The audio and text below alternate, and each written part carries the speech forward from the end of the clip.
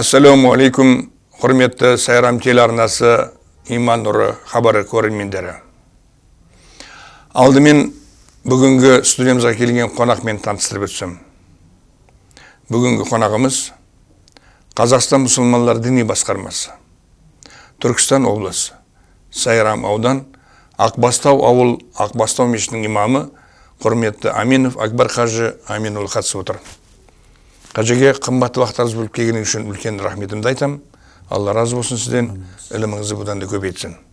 Қажыге негізі бүгінгі тақырыбымыз көрермендерде келген жан-жақтан келген сұрақтарға назар аударамыз. Әрине, бірінші сұрағым, алдымен Аллах Тағалаға шексіз шүкірлер айтамыз. Пайғамбар саллаллаху алейхи ва салламге сәлем салауаттар жолдай отырып, биылғы Қазақстан мұсылмандар діни басқарма тамандан Меккеге, Мадинаға үлкен қажылық сапарын атталған 4000-дан аса қажыларымызды аман-есен барлығын күтіп алдық.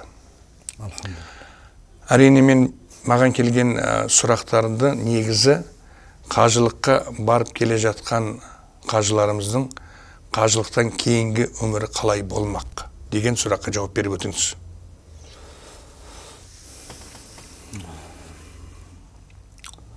Әуелі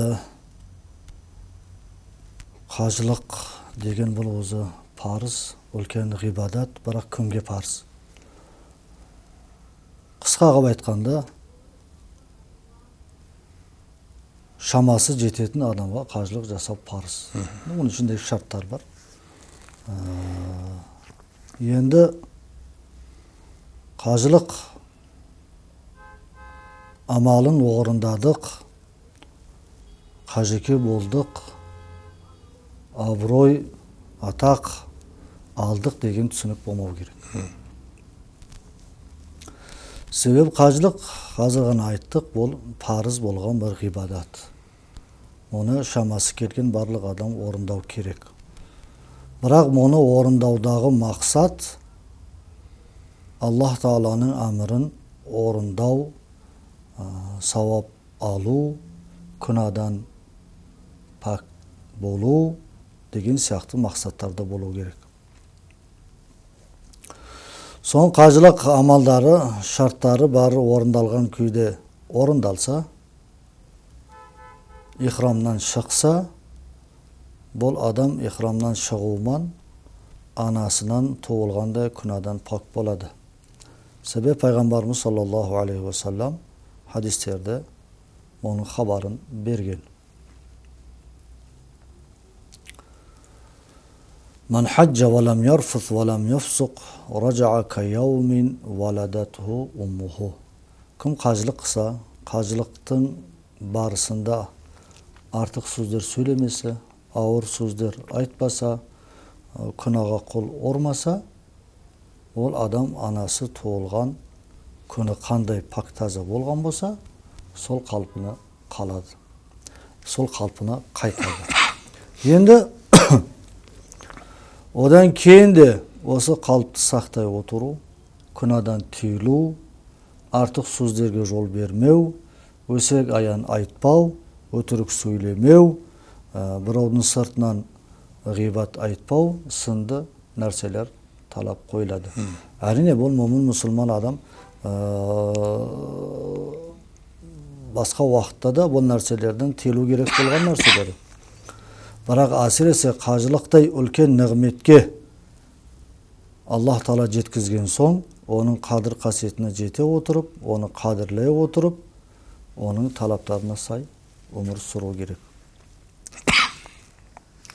Мысалы, көп жиындарда, ел арасында енді біз көп жүреміз, айтатын әңгімелері қажылықта мода болып кетті. Еке болмасам, көріп жатырмыз қажыларыңыздың істеп жатқан тірліктерін. Сондықтан құрметті қажылыққа барып келген қажы ағаларымыз, бауырларымыз, бір адам бір жайсыз сөз сөйлесе, жайсыз тірлікке қадам басса, ол басқа да қажылардың атына кір келетінін сезіп, оны түсініп, оғынып, содан сақ болып жүруге барлықтарыңызды шақырар едім. Екінші мәселе, қажылықтан кейінгі қажекең өмірі қажылыққа дейінгі өмірден өзгеше болу керек. Мысалы, алдыңғы майда шүйде мән бермейтін нәрселер болуы мүмкін. Асылында шариғатта майда шүйде жоқ. Барлық нәрсеге шариғат өте мұқияттылықпен қарайды. Бірақ бізге сына үйреншікті болып қалған нәрселер болады. Әзілдеп болса да өтірік айту, әзілдеп болса да біреуге нәпсіне тиетін нәрселерді айту деген сияқты нәрселер, ол қажылыққа дейінгі бойымызда болған нәрселер болса, қажылықтан кейін бұл нәрселерден арылуымыз керек. Қажылыққа дейін намаз оқымаған болсақ, қажылықтан кейін намазымызды оқуымыз керек. Яғни, бір сөзмен айтқан кезде, қажылыққа дейінгі өмірден, қажылықтан кейінгі өмір жақсылыққа бастау керек. Және ол жақсылықты артыру керек, көбейту керек. Али ибн Аби Талибтің айтқаны бар. Мұсылманның ұтылғаны 2 күні тең болғаны.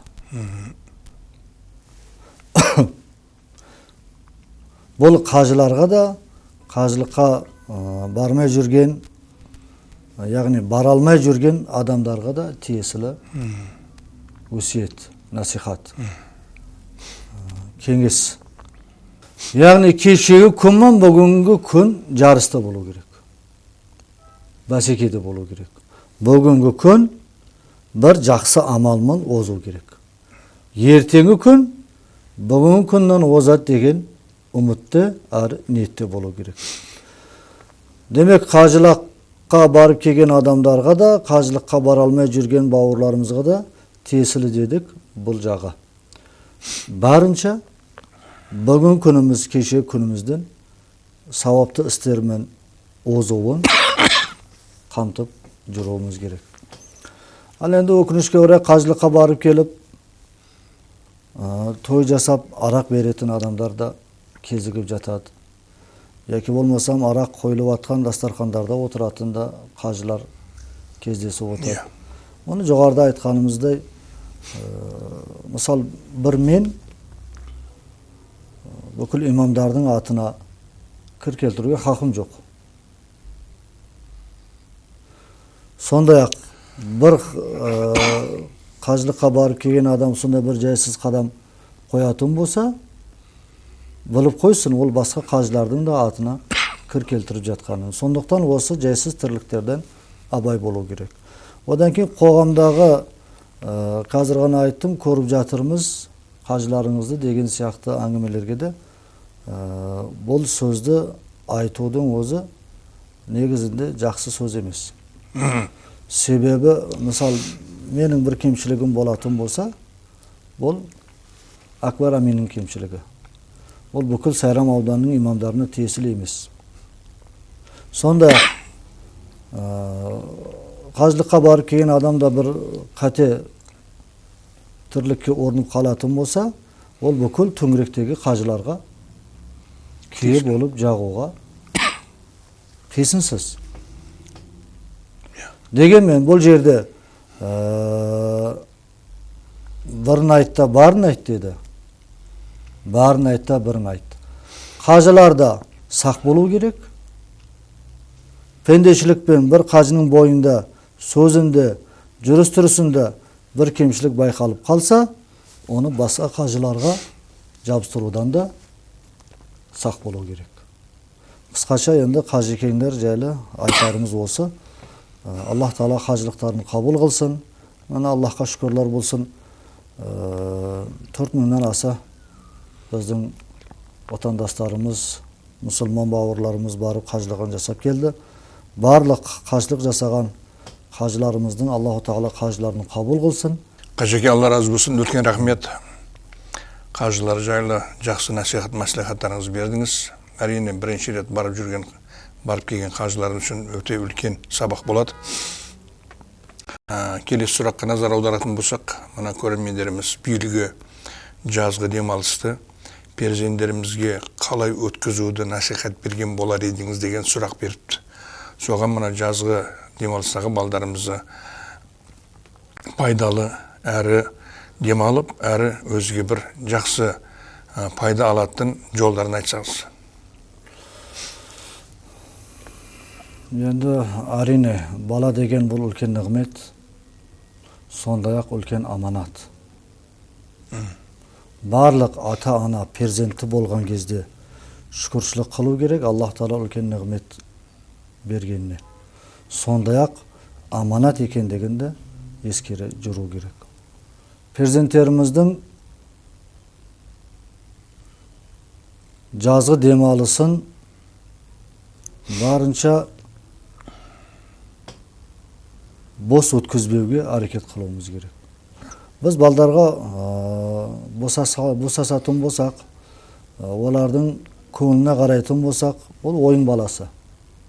Бірақ уақыт шектеулі. Жазда өзі 3 ай демалады. Одан ары қарай мектептің сабағы басталады.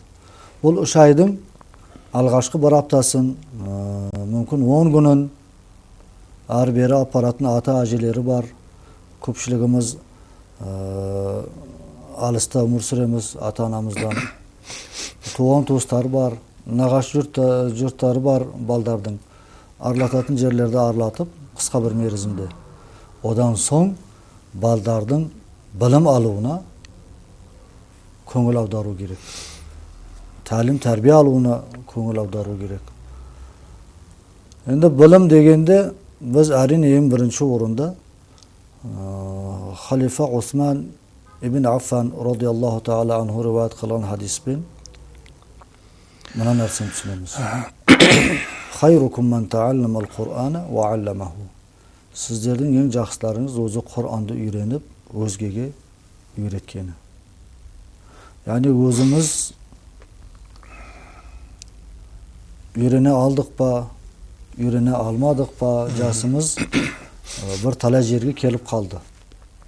Енді үйренген болсақ жақсы, өзімізді оқып, балдарымызға да үйретсек, бұл әлгі ең жақсы адам болуға бірден бір үлкен септік. Ал енді өзіміз оқи алмайтын болсақ, мұны айналамызда, Аллахқа шүкір, бүгінгі таңда біздің Қазақстан Республикасында Қазақстан мұсылмандар діни басқармасына қарасты барлық мешіттерде Құран сабақтары болады. Жазғы демалысты дұрыс өткізу үшін, балдар көшеде бос жүріп қалмау үшін әрбір мешітте өзінің бағдарламасы бар. Бірінші Құран әліппесін үйренеді, Құран оқуды үйренеді, ежелеп болса да бастап, дәрет, намаз деген сынды жақсы амалдарды, яғни балаға өзіне де пайда болатын, ата-анасына да пайда болатын, қоғамға да пайда болатын, сондай бір жақсы бағдарламалар бар біздің мешіттерде. Балдарды сол мешіттерге апарып, ұстазға тапсырып, білім алуына бірден бір беретін кеңесіміз осы. Басқа енді бұл тағы да айтам. Бала үлкен нығмет, ары үлкен жауапкершілігі бар аманат. Сондықтан балдарымыздың ортасына да аман беру керек.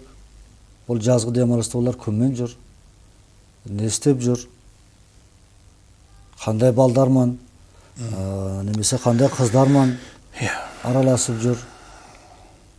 Телефондарына қазіргі енді уақытта енді көп балдардың қолында телефондар бар. Ол телефондарға да бір бақылау жүргізіп, кімдермен бұлайша айтқан кезде контакт бар, кімдермен қарым-қатынас бар телефонда, оның барын бақылап отыру керек. Өйткені қазіргі уақытта телефон арқылы әртүрлі жаман іс-әрекеттер бар. Мысалы WhatsApp желісінде әртүрлі жаман фильмдер, киноларды жіберу,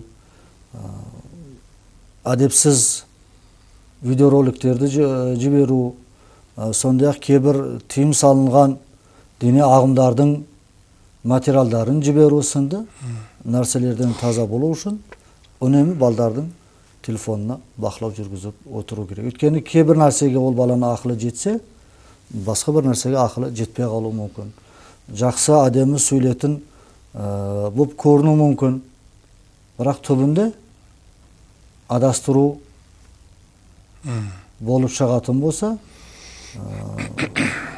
әрине ең бірінші бұның ауыр соққысы баланың ата-анасына тиеді. Соның үшін балдардың жазғы бұл демалыс уақыттарын өте тиімді өту үшін ата-аналық борышымызды орындай отырып, айналадағы мешіттерге апарып білім алуға шақырған болар ек. Енді бала менікі, мен қайда қойсам да өзім білем дейтіндер де болады. Біз ешкімді бұлайша айтқан кезде қаласаң да алып кел, қаламасаң да алып кел деп тұрғанымыз жоқ. Ондай демейміз де. Бірақ мешітке алып келсеңіз балаңызды, иншалла жақсы тәрбие алады. Себеп біздің өтміштеріміз, ғұлама ғалымдарымыздың барлығының бастапқы алған білімі мешіттен бастаған. Ал-Фарабиларды алайық.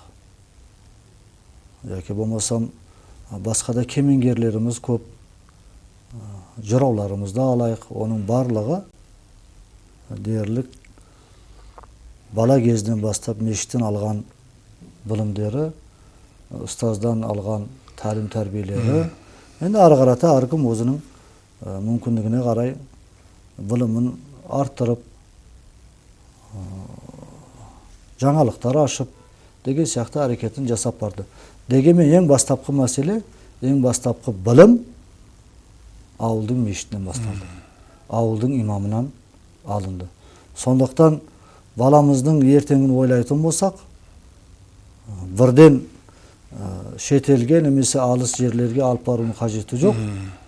Жергілікті ауылымыздың имамы. Өйткені ауылымыздың имамы біздің ауылымыздың менталитетін біледі. Балдарға қай менталитетте тәрбиелеу керек екендігін біледі. Біздің әдет-ғұрпымызды біледі. Біздің салт дәстүрімізді біледі. Сондықтан ауылымызға сай кадр дайындап береді деген үміттеміз. Соның үшін тағы да айтарымыз, балаларымызды, қыздарымызды алысқа алып барудың керегі жоқ. Өзіміздің қарамағында, өзіміздің бақылауымызда күнделікті белгіленген сабақ кестесі бойынша ұстазға апарып, және ұстаздан өзіміз алып қайтайық. Ұстазға апарып тастап тапсырайық. Сабақ уақытысы кесте бойынша сабақ пәлен уақытта бітеді деп ұстаз айтады. Сол уақытта келіп баламызды алып кетсек, иншалла, балаларымызға деген берген бір жақсы ғибратымыз болар еді. Алла разы болсын Қажыке. Әрине бұл балдарға динден сабақ беру, олардың міндетті түрде имам болу үшін емес. Әрине. Ол балдарымыз келешекте оқып, қандай салада оқуны жалғастыру өздерінің қалауы. Тек қана бұл сіздің айтып жатқаныңыз, бұл перзенттерімізді Алланың бірлігіні, барлығына мойындау, және де Алладың қорқатын бір пенде болып шығаратын мақсат. Иншалла ата-аналарымыз ол перзенттеріміздің кішкентай болса да иманды болуын қалайтын адамдарымыз. Сол себепті бұл ешқашан зияны тимейтін білім. Иншалла келесі сұраққа назар аударудан алдын мен сол сұрақты берген көрерменімізге үлкен рахметімді айтып қоймақшын. Бұл сұрақ көпшілікті қызықтырған сұрақ. Негізі біз адам қылып жаратылған Аллах Тағаланың бір жанзаттардың біреуміз. Барлық Аллах Тағала жаратқан мақлұқтардың ішінде ең әдемі қылып жаратқаны бұл адамзат. Негізі сұрақ былай келген: адам кім? Адам деген атқа лайық болу үшін біз не істеуіміз керек деген сұрақ түсіпті. Savolingizga to'xtamas burun jo'g'oridagi savol bir to'liqtirатын bir hadis esimga tushib qoldi. Payg'ambarimiz sollallohu alayhi vasallam farzandlaringizga bergan eng yaxshi, eng qimmat, eng qundi si ularga imoniy tarbiya berganlaringiz degan. So'ndaqdan bu jo'g'oridagi farzandlarimiz jayli aytilgan nasihatimizga qo'shimcha bir xabarlantiruv o'teceğiz. Ana endi adam kim? Adam kim bu so'roqqa psixologlar hali javob topmagan. Bu taqribda psixologiya bo'yicha biroz zerttevlar bo'lgan. Al endi shariat islomda adam bu adam atamızın alğaş eng ulkan babamızın yesimi adam. Al endi bu yerdagi so'roq adam atına layıqlı bo'lishi uchun dedingizmi? Endi bu arg'irati odamzodlarga tiesim. Odamzod, ya'ni biz, siz, qo'rshag'an o'rtamizdagi bizdan boshqa odamlar. Odamzod bu Alloh subhanahu va taoloning eng yaxshi ko'rib yaratgan yaratılışı. Mahabbat bilan yaratgan odamzodni sende suy ol Allah'ını cennet tatlı dedi Hakim Abay. Yani Allah Teala yaxshi ko'rib yaratgan. Adam yaratılışın eng alg'ashqi kezinde ferishtalar da qarshi bo'lgan. Iya. Sağan o'zimiz tasbih aytamiz, o'zimiz seni poklaymiz, qulchilik qilamiz. Yer betini shunday bir buzoqlik qilатын bir o'da yaratasizmi degan oyatlar ko'p. Biroq Alloh subhanahu va taolo odamzodni yaratdi. Adam bu 7000 suyakdan turadi. Moddiy jag'i. Yoki bo'lmasam fiziologiya jag'i. Al endi o'sha 7000 suyak arasında qanchama tamirlar bor. Onu eğer bulay jalg'ab ketayotgan bo'lsa, har bir odamdagi palinbay kilometrga borib qoladi. Har bir odam tek qana mana biz ko'rib turgan iri tamirlar g'ana emas. Odam denesinde qil-siqildi jo'xa jenishki tamirlar o'ta ko'p.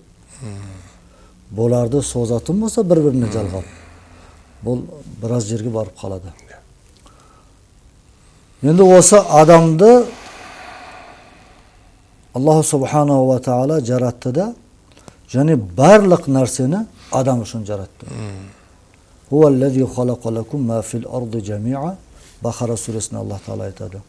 Alloh taolo senlar uchun yer betindagi barliq narsani yaratib berdi. Al endi yer betidagi barliq narsani Alloh taolo biz uchun yaratib bergan bo'lsa, Jana laqad xalaqnal insana fi ahsani taqvim. Rasululloh odam bolasini eng suluv, eng ademi, eng ko'rkam benida yaratdik. Bizni eng suluv yaratilish qilib yaratgan bo'lsa, va laqad karramna bani adam. Odam bolasini ardaqtadik, hurmatladik, jo'g'ariladik. Ya'ni bu darajalarning barligi odam uchun. Endi bu yerda taqda bir so'roq. Soncha narsalar biz uchun bo'lsa, unda biz ne uchun? Biz Alloh subhanahu va taoloni tanish uchun, o'g'an qulchilik qilish uchun, ibodat etish uchun yaratildik. Endi odamlarning yurish-turisi o'zga yaratilishlardan muldan boshqacha. Ötkeni adamda aql bor. İman bor. Al iman barliq odamda birdek bo'la bermaydi. İman ne'metini, iman gavharına layık ko'rib musulmon bo'lуга nasib qilib hidoyat qilgan Rabbimizga san sanoqsiz shukrlar bo'lsin. İnşallah. Al endi o'si iymon juzunda iymon talablarini say umr surgan odam bo'l mu'min bo'ladi. Taqvoliga ortilgan sayin darajasi ko'tariladi. O'tgan oyatlarning ko'pisida odamda taqvolikqa amr bor, buyruq bor. Taqvolik qilingan sayin odamning darajasi Rabbisining huzurunda ko'tariladi. Al Rabbisining huzurunda darajasi ko'tarilgan odam odamlar orasida da hurmati ko'tariladi. Odam jayli taqda tushunib berayotgan bo'lsak, odam bo'l dana bo'lu kerak. Zerik bo'lu kerak. Ulkan kishining farqina boru kerak. Ata-onasini hurmatlaw kerak. Bola chaqasına tarbiya beru kerak. Qo'g'amga foydali bo'lu kerak. Qo'g'amga ziyon tegizbew kerak. Sebep Peygamberimiz sallallahu aleyhi ve sellem al-muslimu man salima al-muslimun min lisanihi ve yadihi. Şinayı musulman kim deb so'ralgan kezde o'zga musulmonlar, o'zga odamlar onun qo'lidan da tilidan da azar topmagan odam dedi. Demek musulmon odam qo'g'amga ziyon emas, foyda keltiru kerak. Foydali odam bo'lu kerak. Bir jangolik ashuvman, nemesi qiynalib жатқан birovga bir ko'maktesuvman. Yoldan öte almaya жатқан bir qariyaning qo'lidan ustab o'tirib jetekteb o'tkazib beruvman. Nemesi bir avur zati bor odamlarning zatini shamon kelguncha ko'tarib beruvman. Jalp aytgan кезде qo'ldan kelетін barliq yaxshilikni qilib kerak. Buning barligi danalik bo'ladi, hikmetlilik bo'ladi. Al endi Hakim Abay o'z so'zlarining birinde atımda adam qo'ygan so'ng qaytib adam bo'layin dedi. Atımda adam qo'ygan so'ng, ya'ni men adamning balasi bo'lgan so'ng, adam deb tanilgan so'ng, adam qilib jaratilgan so'ng, adam bo'lib ko'ringan so'ng men qalayshan adam bo'layin. Demek adam balasi nadandikqa emas, danalikqa jugunu kerak. Adam balasi danalikqa jugunetun bo'lsa, ol ko'pdegan hikmetlerdi, ko'pdegan yaxshiliklardi, ko'pdegan xazinalardi tabadi. Sondaqdan adam joyinda qisqacha aytatinimiz o'sa. Taqda ko'p narsalarni aytuga bo'ladi. Ko'pdegan materiallar jariyalauga bo'ladi adam joyinda. Meli shariat ko'zqarasida, meli o'zimizning bulay ultuq bo'lmishimizda, sonday ilmiy zertevler natijasida adam joyinda o'ta ko'p degan dunyolar aytilgan. Endi baricha qisqartib qo'ldan kelguncha o'sha ma'lumotlar bilan so'roqqa javob beruga jon ko'rdik. Qajiki әрине мынау адам жайлы сұраққа әлі көп жауаптар беруіміз керек. Негізі бұл адам жайлы темамыз үлкен тема. Сол тақырыпқа бөлек тағы қайтамыз деген ойдамыз. Сізге бүгінгі келіп қатысып көрермендеріміздің сұрақтарға жауап бергендігіңіз үшін бірінші өз атымнан, ұжым атынан барлық Сайрам телеарнасы көрермендер атынан үлкен рахметімді айтам. Аллах Таала дендеріңіз сау өмірлер ұзақ болсын. Әрқашан елге, халқымызға, дінімізге қызмет істеуді Аллах Тааланың өзі сізге күш-қуат берсін. Амин. Әрине хабарымыз аяқтаудан алдын. Көрермендер айтатын екі ауыз ниетіңіз болса айтып, бүгінгі хабарымызды аяқтайық. Көрерmenге aytarımız ata-anası barlar, ata-analarımızды hurmet qılayıq. Bala şağası barlar, perzentlerge dürüst tarbiye berek. Ulkenge hurmet, kişiге izzet көрсетіп, vaqti kelgen namazlarımızda оқып, qo'g'amimizga foydali adam bo'luga harakat qilayıq. Үлкен рахмет. Тағы бір рет Аллах сіздің жақсы ниеттермен басып келген қадамдарыңызға әжір сауап хасанаттар ата етсін. Амин. Іліміңізді бұдан да көбейтсін. Амин. Mine, hurmetli көрерmендер, бүгінгі хабарымыз өз мәресіне жетті. Сіздермен қоштаса отырып келесі апта эфир арқылы жүздескенше сау, сәлеметте болыңыздар. Ва ассаламу алейкум ва рахматуллахи ва баракату.